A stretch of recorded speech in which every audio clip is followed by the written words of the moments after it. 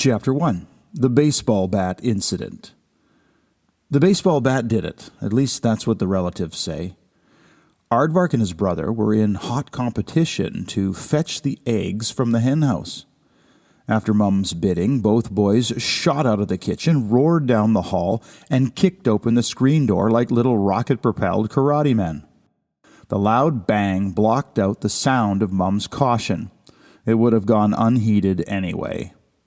This was serious business. Fresh eggs were the prize, and there could be only one winner.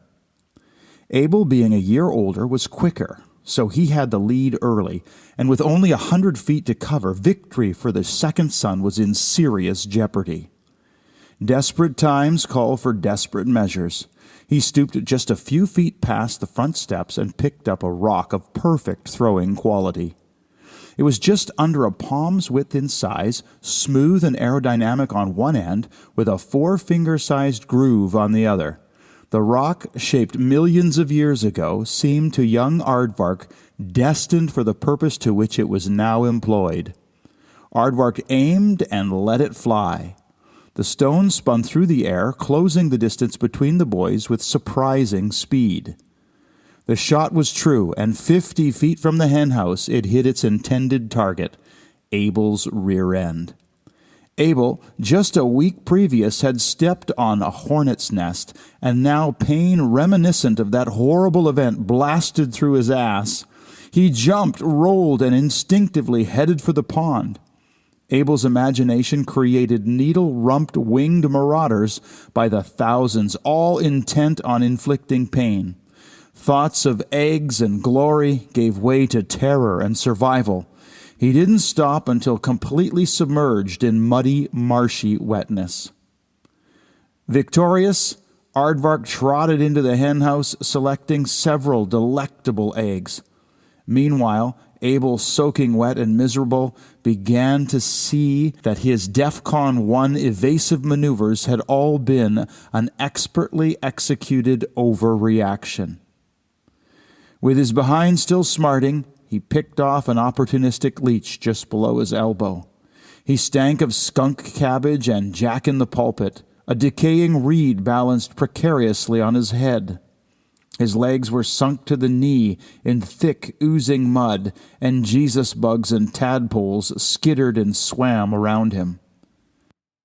Abel's mother, being deeply religious, had selected her eldest son's name from the pages of Holy Scripture.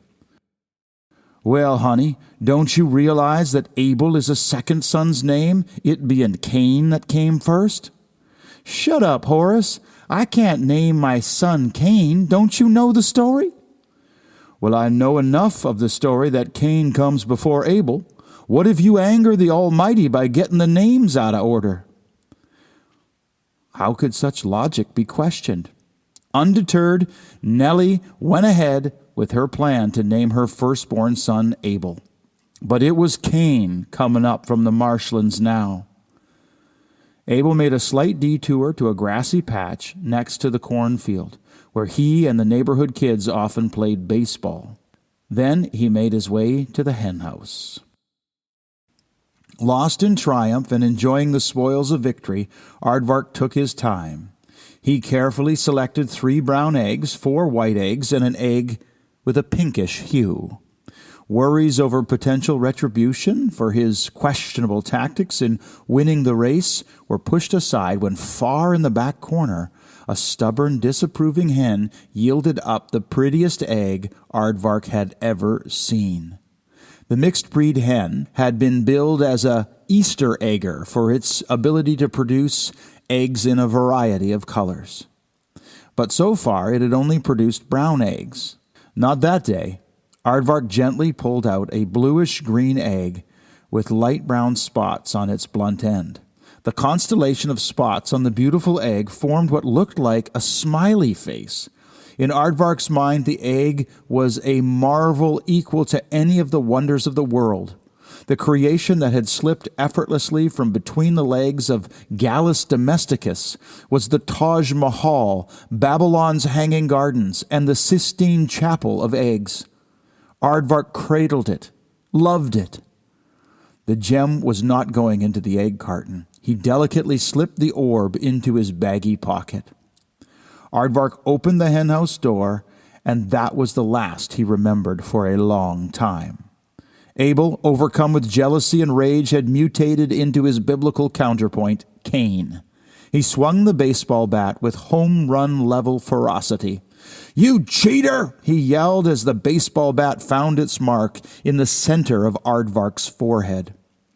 Abel picked up the egg carton which lay at the feet of his unconscious brother and raced back to the house. "Here you go, Mum. I got the eggs for you." "Thank you. Where's your brother?" "He fell asleep next to the henhouse." "What?" The relatives say that this was the turning point for young Aardvark.